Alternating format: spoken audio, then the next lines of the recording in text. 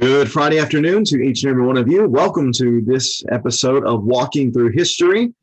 I hope that you have had a wonderful week and that you are ready to get into the text with us today as we are making our way towards the end of the book of Joshua. In our last study on Tuesday, we were in Joshua chapter 11, and then we jumped past chapters 12 through 21 soon because we want to keep going with the story and the narrative.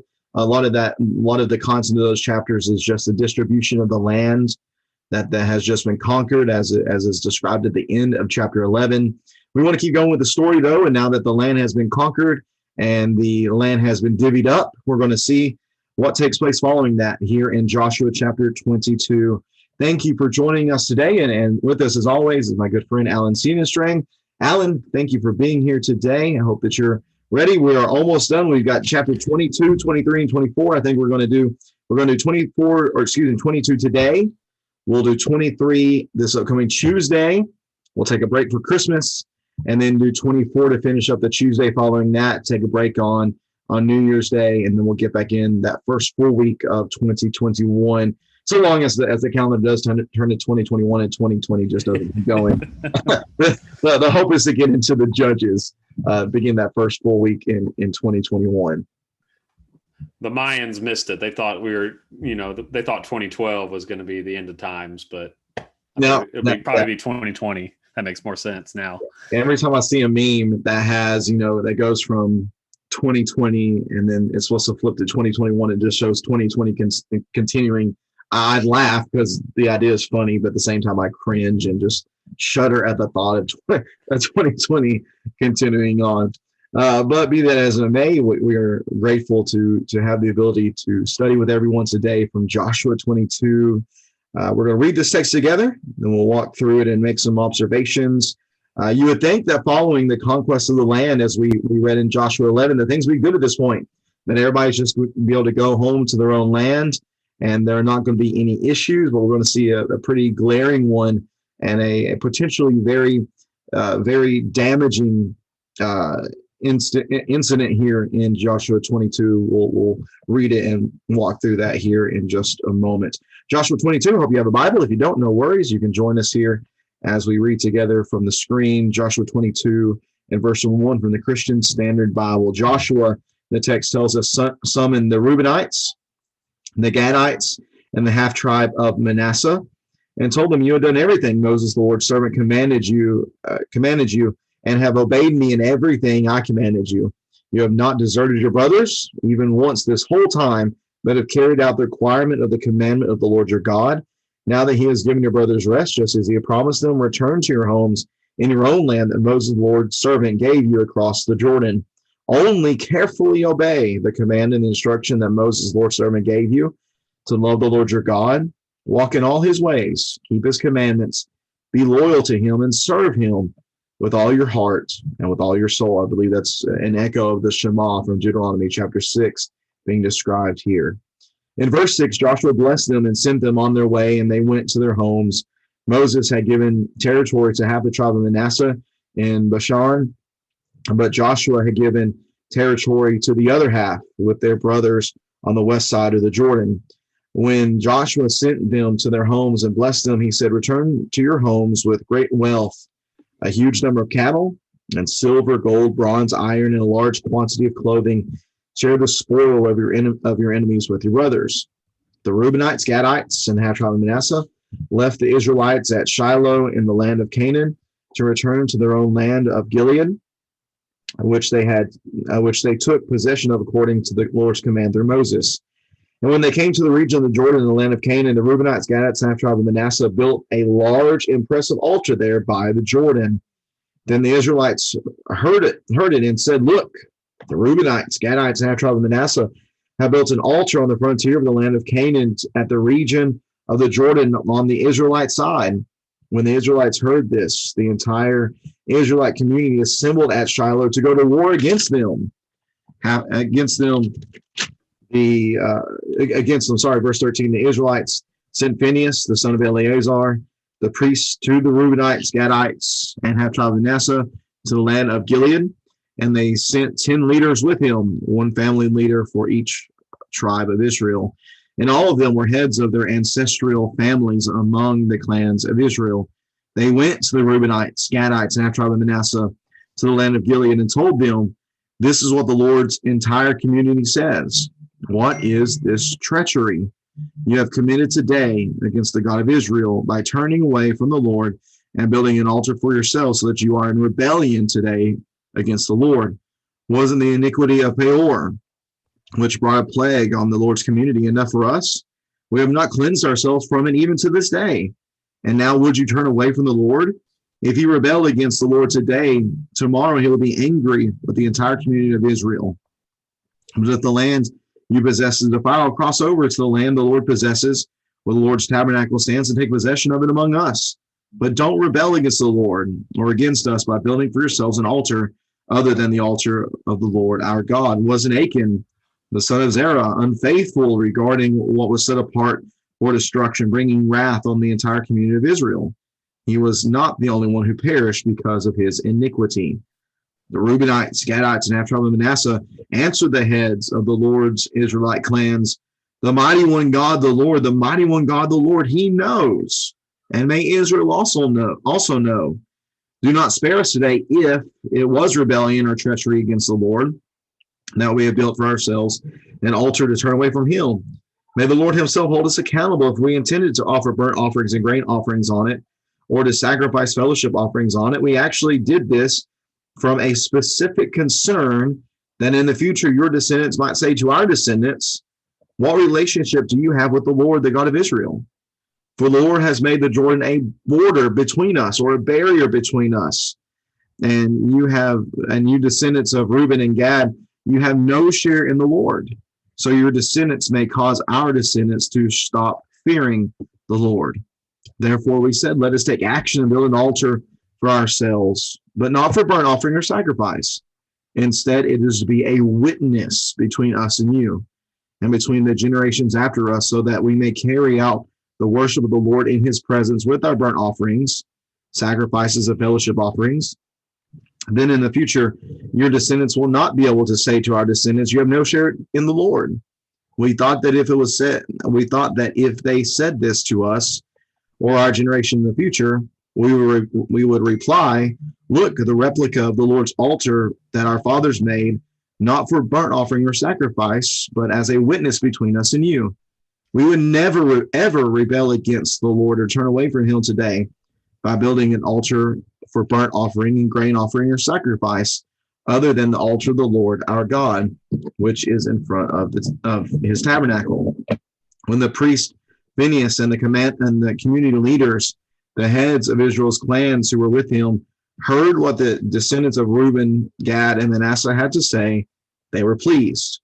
Phinehas, son of Eleazar, the priest, said to the descendants of Reuben, Gad, and Manasseh, today we know the Lord is among us, because you have not committed this treachery against him. As a result, you have rescued the Israelites from the Lord's power. And then the priest Phinehas, son of Eleazar, and the leaders returned from the Reubenites and Gadites in the land of Gilead to the Israelites in the land of Canaan, and brought back a report to them.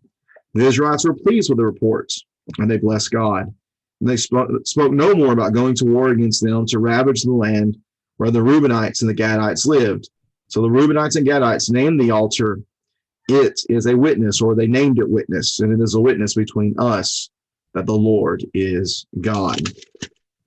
Alan, it doesn't take very long for there to be a potential disaster again within the nation of Israel, as the nation, the 2.5 tribes of Reuben, Gad, and then what will be known as Eastern Manasseh, as they begin to make their way back east. They are able to do so now because the job has been accomplished.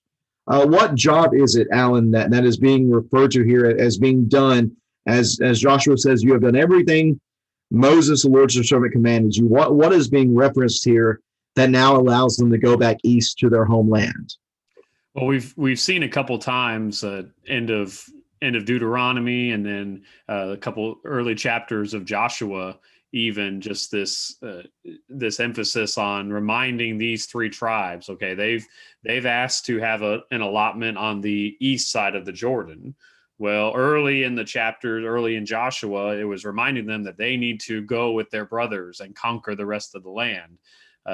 Their land had been conquered, so I guess everyone was worried that those three tribes would just stay home. They already have their land; they would stay there and then leave the other tribes hanging and have to deal with the larger land of Canaan on their own. So that was kind of a fear, I guess, because it was emphasized so much. And to the Reubenites and Gadites and Manasseites credit, they made sure to. They always said, we're with you. We'll do what you say. We're going to fight with you until everyone has their inheritance, and that's exactly what's happened. Joshua commends them here in these first 8 chapters. You have done everything Moses, the Lord's servant, commanded you. Verse 3: you have not deserted your brothers even once the whole time, but have carried out the requirement of the command of the Lord. So they've met their obligations. They've remained faithful this entire time, even though think about it, they were farther away from their family than their families were left back on the east side of the Jordan. Well, the other tribes were, even though they were fighting, they were, kind of fighting with their families at their side as they were going along. So they had actually a more difficult time than the rest of the tribes would have. Well, now, verse 4, the brothers have been given rest, just as he promised them. And Joshua tells them, return home, and gives them this one command, which is, like you mentioned, basically the Shema again. Love the Lord your God with all your heart, with all your soul. Just kind of reminding them about that. And I think in that way, just reminding them to keep all of the commandments of the law. And he sends them away with a blessing in verse 7, with great wealth in verse 8. Their fair share of the spoil that they are to share with the rest of the tribes there. So everything seems great here in the first 8 chapters. Everyone's happy. And then I think the best thing you can say is this is just a misunderstanding of what happens as they're leaving. And the text kind of, it seems like it adds a little drama to because it doesn't give the explanation until later. Right. But as they're heading back over the Jordan and back to their territories, they decide to build this altar on the Israelite side. When it's talking about Israel, it's talking about the land of Israel on the west side of Jordan. And then it talks about the other tribes separately, but all of them are obviously Israelites. But you already see just the fact that Israelite is used as a name for the other tribes that are in the main part of the territory. You already see this beginning of what could be a division between the two sides, east and west, and obviously the Jordan River dividing them. So you've seen this throughout in the early parts of Joshua. They were worried about a division in that those 3 tribes would not go and stay with the Israelites, with the rest of the Israelites, and fight with them. Well, now you have the 3 tribes being worried about being excluded from worship and being excluded from the nation as a whole. So we'll see through their explanation that they're trying to avoid that in the future. But the rest of the Israelites, the Western tribes, they don't understand right away. So they send Phinehas, the son of Eleazar, the priest, which, if you remember, he's this one known for his boldness and his military might. Really, he's the one that killed the Israelite that was in the tent with the Midianite at Baal Peor. I think he led an army against the Midianites later on. So there's a reason they're sending him, because they are expecting a civil war because of this. They think that the eastern tribes are going against God. They're leaving the nation, and they're building this altar as a place of worship, whereas the only place of worship was supposed to be the tabernacle and the altar before the tabernacle. So you see a similar kind of thing happening in the days of Rehoboam later on, the son of Solomon, the northern tribes split from the tribe of Judah and the southern tribes. But there's a question. Jeroboam, the king of the northern tribes, they're wondering, like, well, will the people go back and want to worship at Jerusalem? So what does he do? He sets up altars at Dan and Bethel, and as a way of trying to keep his people in their territory and not leaving, and having a connection to Judah and to Jerusalem. So this is the same fear happening here, that these three tribes will separate, and the three tribes are scared of the other tribes, basically shutting them out and saying, you're not part of us anymore, generations down the road. So just a misunderstanding here, definitely, but you got to commend all sides for at least, not jumping to rash conclusions without at least investigating. The Israelites were ready to go to war against the three tribes, and the three tribes made sure to alleviate any worry that there was on part of the other tribes, that they were going against God in any way. Mm-hmm. Yeah, I'm not sure. Don't recall if you mentioned any specific text for that opening section about keeping everything Moses had done. We take that back to Numbers 32 and verses 16 through 19 is the original command from Moses, that you eastern tribes, you need to make sure that you fulfill your duty towards the western tribes. And then that's repeated, and they're called to the carpet to come to fulfill that in Joshua 1 and verses 12 through 18. But what we have here then, Alan, what you're mentioning, in them building this large, impressive altar, there is some commendation here, as you mentioned, towards the Western tribes, that they see this as a potential problem. And they see this as a potential problem based upon what was originally said in Deuteronomy 13. In Deuteronomy 13, beginning in verse 12, if you hear it said about one of your cities, the Lord your God is giving you to live in, that wicked men have sprung up among you, led the inhabitants of the city astray, and said, let's go worship other gods which you have not known, you are to go inquire, investigate, and interrogate thoroughly. If the report turns out to be true that this detestable act has been done among you, you must strike down the inhabitants of that city with the sword, completely destroy everyone in it, as well as its livestock with the sword. This is a potential issue here, because what has been built here is an altar which our word altar is derived from a Hebrew word which means sacrifice. And the very logical implication that they see is that they're building an altar here to sacrifice. The problem here, of course, being the fact that there was already an altar for sacrifice, that at this time, the altar that was to be used in worship was the altar that was before the tabernacle. Of course, later on, we're going to have the temple being built with its altar within its confines. But at this time, the one place they were to worship was before the tabernacle. For these eastern tribes to erect this altar is surely a sign in the eyes of the western tribes that they have rebelled, and then they have gone on in idolatry. At the very least, they're worshiping in an unauthorized way, which leads them to sin Phineas, which they're sinning Phineas because Phineas don't mess around. Whenever there's an issue, Phineas is going to get to the bottom of it and make sure that it is taken care of appropriately, which is following in line with Deuteronomy 13, that they're not to jump to rash conclusions, as you said, Alan. I think that's really important to recognize here, that they didn't just fly off the cuff and go and just destroy everybody right away. No, they send Phineas to do some investigation. Well, what exactly is going on here? And the fear, of course, is what you're highlighting on the screen. Now, listen, we've already had instances where one portion of Israel has rebelled, and it led to great harm for the rest of us.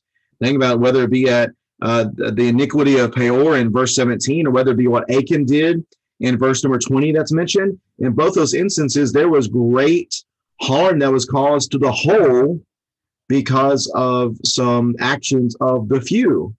They're trying here to make sure that they're not destroyed by the Lord completely, which again, I think we can see this being a very understandable concern that they have, which might lead us to the question, well, why an altar? Why do they feel the need to erect an altar? Why not do some other sort of memorial or witness for what was taking place? Maybe this just wasn't the best thoughts on the part of these Eastern tribes. Maybe it was they wanted an altar specifically because it was more of a religious symbol. I'm not exactly sure, but it almost brings the whole thing come flaming down if it were not for the Western tribes handling this the appropriate way, sending Phineas, doing the investigation, and letting these Eastern tribes explain themselves and giving the reasoning for what was behind why they did this. I would say the reason for an altar versus, like a memorial of stones or something like they've done before is specifically because of being excluded. They were fearing being excluded from worship and from the tabernacle and from the altar. So it wasn't as much, being separated from the rest of the group, the rest of the Israelites, as much as being separated from access to the tabernacle.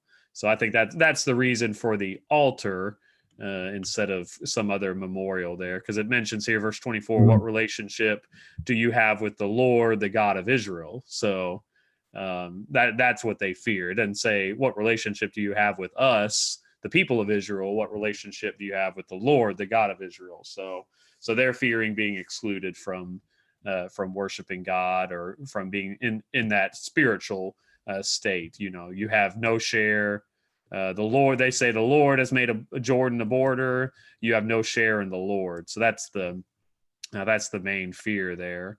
And of course, you get this really long explanation by the Reubenites, which they bend over backwards trying to, they say, do not spare us today if it was in treachery or rebellion against the Lord. So they admit, if what you say we did is true, then yes, we are guilty, but let us explain, this is what our intent was. The Lord is a witness to us today. And of course, Phineas and the community leaders heard that. Of course, he had one leader from each of the 10 other tribes that were on the western side. So each of them has representative, and they can go back and explain what the deal is, and avert this civil war, avert this crisis. And it says, today we know that the Lord is among us. We've not committed this treachery against him.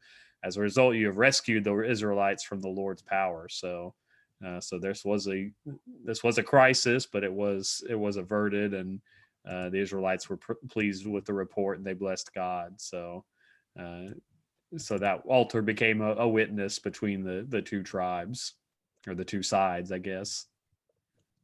And it's good to see, I think, this being an improvement within the behavior of the people as a whole. The fact that they did take this so seriously, which shows that it seems that they had learned from mistakes of their past, and how they needed to take sin seriously and make sure that the community as a whole, the entire Israelite nation, was pure before God. But you got to think about this, Alan, just from a very practical standpoint. And a logistical standpoint, something like this was almost bound to happen, given the fact that this nation was very much split geographically, that there was this huge barrier and border between those majority western side and those minority eastern side, that minority eastern side.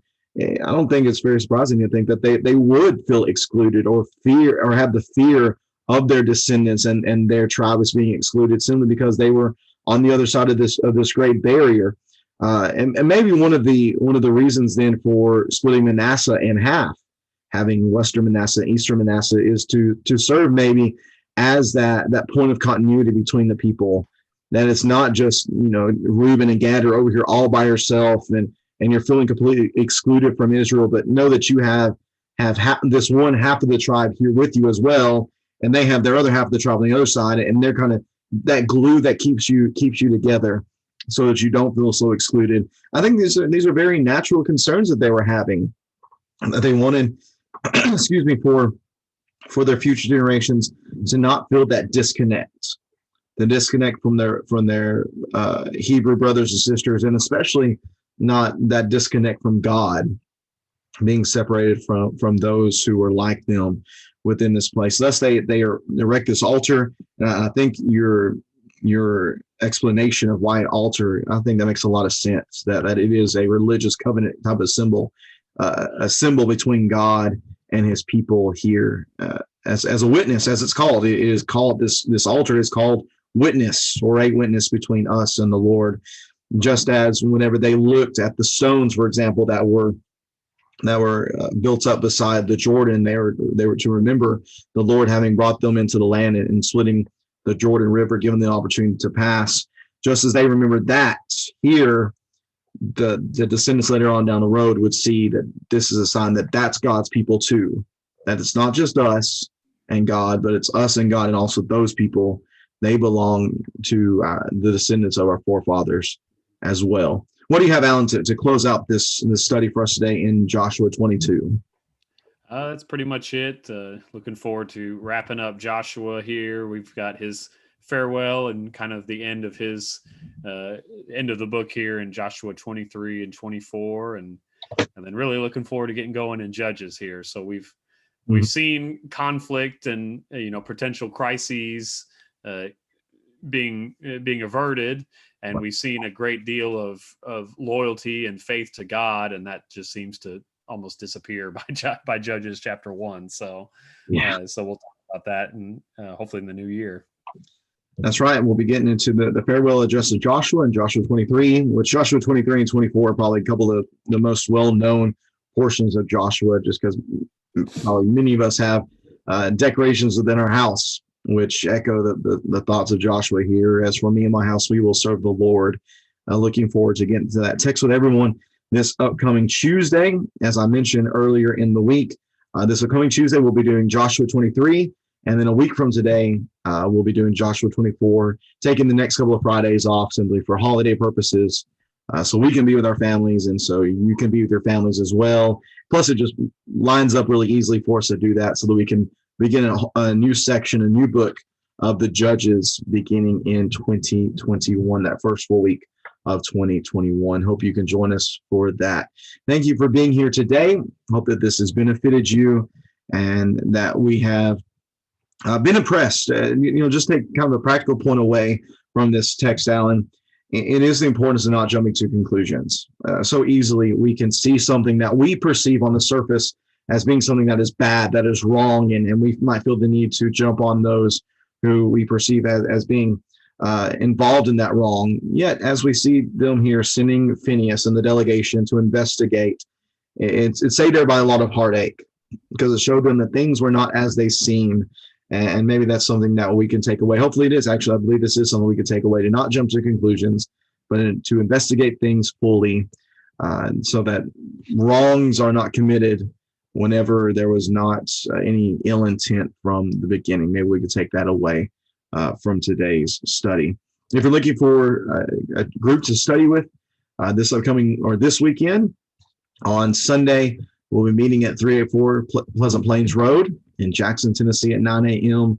for an hour of worship. We'll be assembled together, singing, praying, studying together, observing the supper of our Lord at that time. We'd love for you to join us in person if you're able to. But if you're not able to get out at this time, we do invite you to join us on Facebook or YouTube. We'll be streaming that there for those who might not be able to get out right now. Hope that will be encouragement to you and a blessing to you in your faith. Before God. Thank you, though, for joining us. Have a great rest of your Friday. May God bless you in all that you do. Take care, and we'll see you next time as we continue our walk through history. God bless each and every one of you.